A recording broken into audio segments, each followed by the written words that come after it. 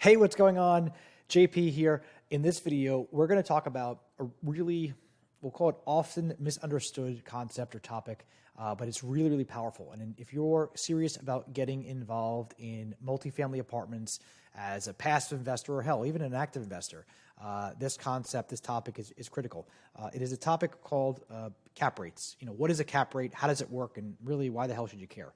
And so I got my little whiteboard here, and we're going to walk you through a scenario. This is not going to be a quick video because explaining what a cap rate is in the next second, I'll tell you what it is. It's not enough to just describe the definition of it. Like I need to, give you an example of what that looks like. So bear with me. You're going to love this video.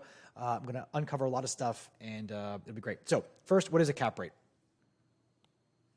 So let's start with talking about what is a cap rate. I'm going to warn you ahead of time. I have chicken scratch handwriting. So cap rate is short for capitalization rate. And what that means is if you were to buy a property in cash, and these are profit generating, cash flow generating properties or investment properties. You're not talking about like dirt, right? There's income coming out of these things, income producing, I should say. If you were to buy it in cash, what is your return on investment from a cash flow or profitability standpoint each year, right? And that's measured as a percentage. So for example, if you bought a property for $1 million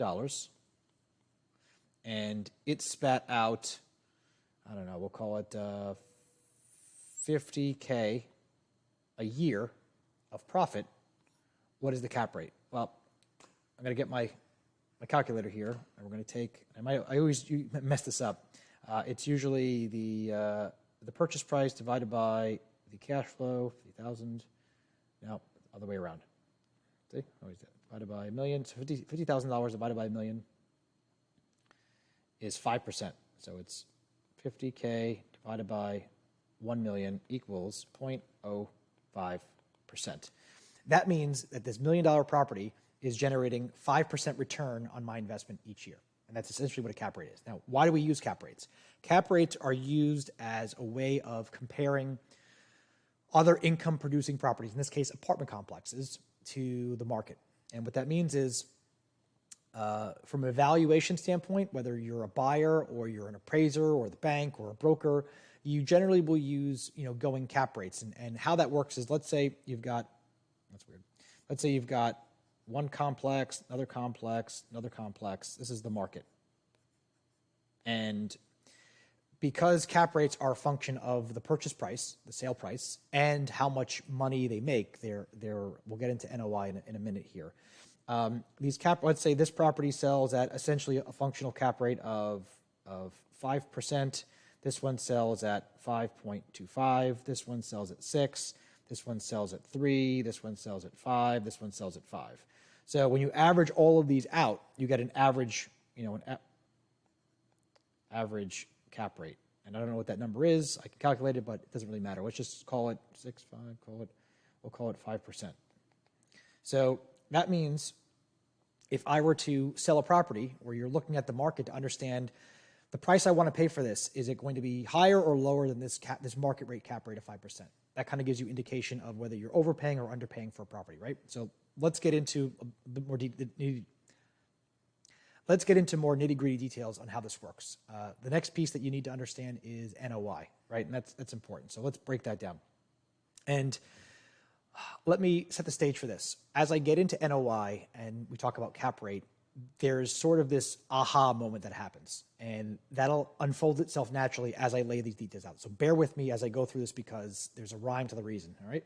So let's get into talking about NOI. So first, what is NOI? NOI is net operating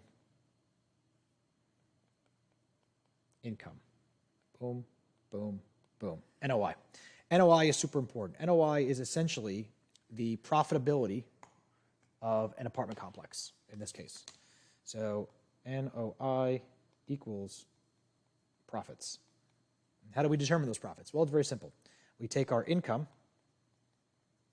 and income is things like rent, pet fees, late fees, things like that. We have expenses. That's utilities, the water, sewer, the trash, pest control. It is the The payroll, it is not the mortgage. That's a separate thing in itself. And you have these, you have minus this, and you're left with your net operating income. And ideally, that should be a positive value, right? You don't want it to be negative. Sometimes it is, but the idea is you want the positive value. So you've got your income, your expenses, you got your NOI. Now let's look at the impact on cap rates and NOI. And this is super important because I think for a lot of investors, when they're on the fence of determining, hey, do I want to invest in a single family rental? Do I want to do a fix and flip? And for me, when I got into apartments and I learned about how this works and this, we'll call it multiplying effect of how cap rates impact valuations, this was a game changer for me. Really, really critical. So let's talk about some examples here. So let's say we have the same property that we bought for $1 million. And the NOI was, so our current NOI equals 50K. Well, let's say we, let's see how many units that would be. Let's say that was a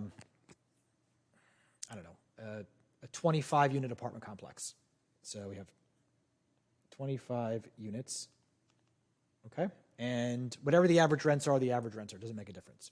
Let's say we go in there, we identify an opportunity. Hey, if we spend some money in this property, we can upgrade the kitchens and we can increase rent, $100 a month, okay? Keep the expenses the same, $100 a month rent increase. So what we would do is, gotta get rid of that, drives me crazy. Okay. But what we do is, let's say we have 25 units, we have a $100 increase times $100, right?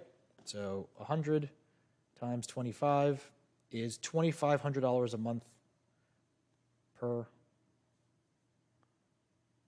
month of increase. That is times 12 is $30,000 a year, 30K per year. So if we add that to our bottom line, if our NOI was 50K, we have 50, let's do it over here, plus 30K equals 80K of new NOI. Now before I showed you that we bought this property at a 5% cap rate. So if the market cap rate for the area is also 5%, then it's safe to assume that we can use that as well for our valuation.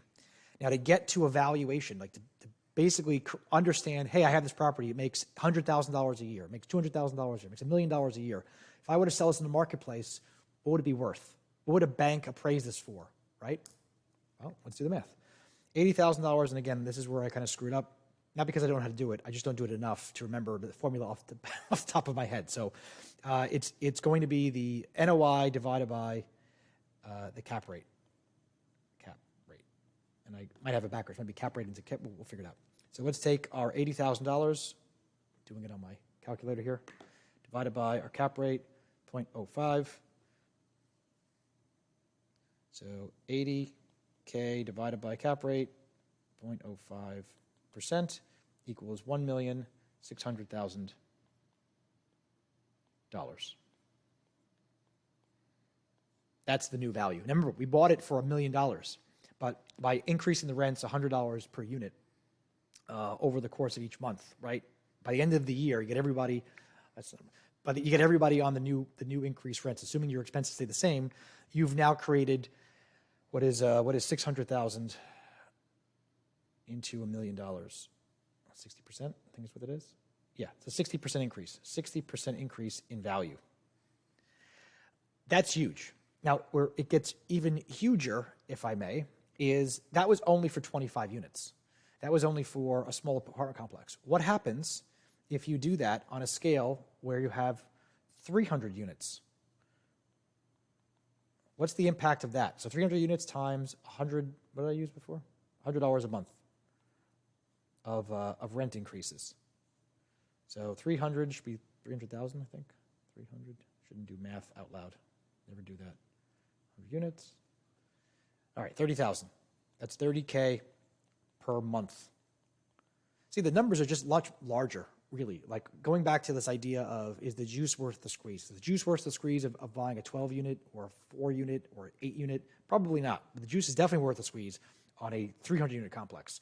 So $30K a month times 12 is, was that 360? 360K per year. All right.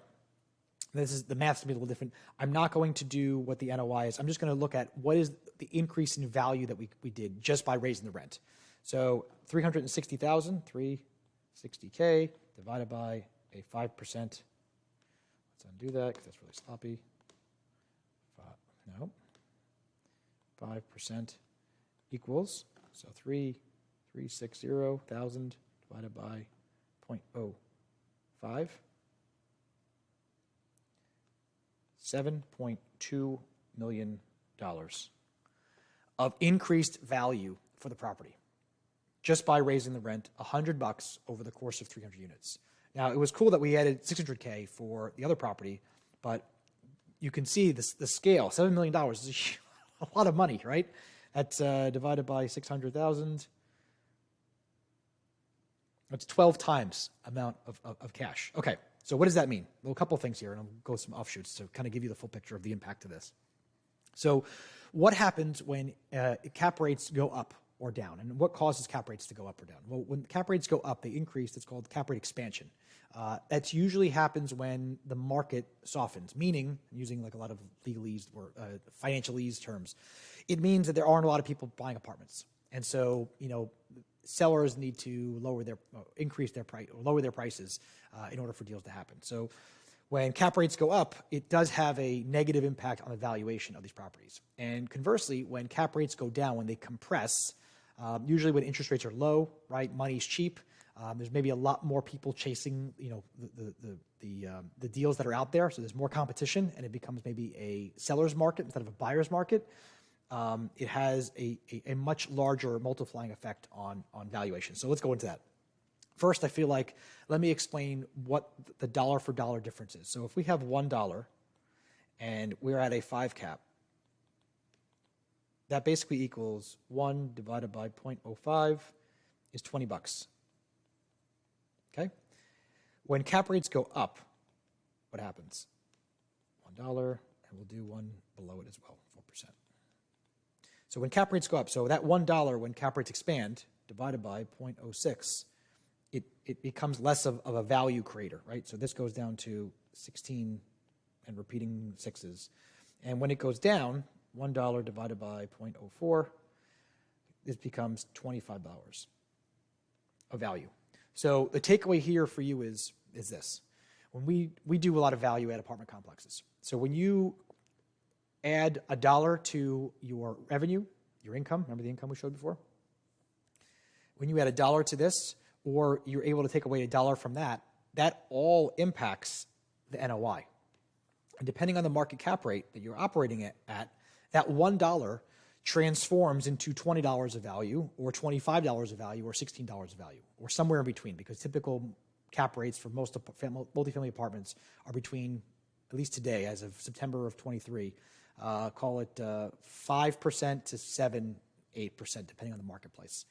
And so that's why I get so excited when I see like being able to increase rent $50 or $100 or sometimes even more has a massive impact, right, on the valuation. Let's look at that. So if we added $100 to our rent, $100 at a 5% cap rate divided by 0.05 equals $2,000 of value, and that's per month. So if you look at $1,200 of total rent increase for the month, 1,200 divided by 0.05 equals 24K of value just for one apartment, right? You can't really do that with a single family home because single family homes aren't valued based on cap rates. They're based on price per square foot and sort of the market going rate. And single family investments, they don't benefit from these sort of things, right? And it's more risky because, if the local neighborhood that you're investing in, maybe the people there that are hit by hard times and it's time to sell or exit, like it might be hard to sell your property for the valuation you're looking for because you're impacted by recent sale comps. It's less to a degree in multifamily, yes, the sales comps come into play, but it's based on an overall cap rate. So if your property is consistently making a certain number, the value is generally going to be there. Hopefully that makes sense. I almost forgot. Pulling out money cash free. So let's talk about increase in value. So we use this example over here where we added $7.2 million to the property value. So banks will allow you to take out a new loan on your property based on how much cash flow profitability it's able to generate.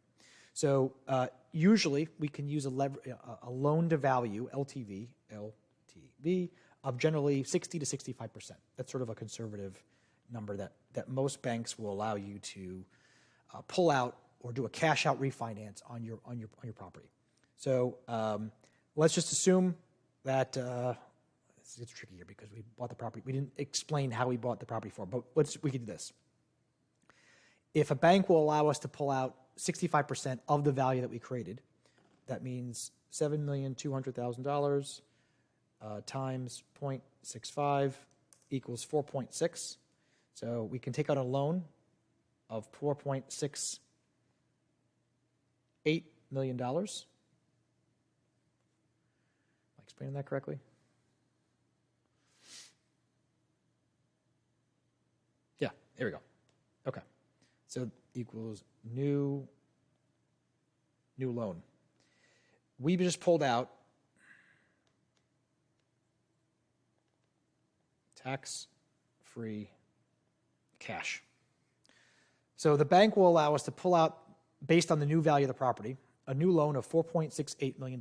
Not the whole 7.2, but 65% of that. That $4.68 million is a tax-free cash out refinance for investors.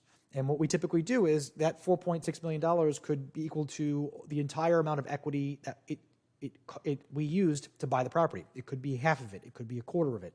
But that means that our investors would be able to get a huge chunk of their investment back during the cash out refinance events. So this is why, for us, doing value add apartment complexes, our goal is to buy a property at, we'll call it 10 million, force the appreciation by increasing the rents, by adding more value to the property. Maybe that becomes 15 million or 20 million. Pull out a new loan. Let's say the original loan on this was 7 million. Pull out a new loan of, I can't do 14 million. Let's do 15 times 0.65, 9. So this becomes 9 million. And pull out $2 million of cash and return that back to our investors. And that's, all of these things combined really make multifamily investing like an awesome wealth generation, wealth preservation vehicle that clearly you can tell I'm excited about, and hopefully you are too as you're learning about how this all works. That'll be it for this video. If you like this content and you like this presentation, you learned something, go ahead and subscribe for more so I can keep making videos. Leave a comment. Let me know what you liked, what you didn't like, where I can add some more details for future videos. Thank you so much. I'll see you next time.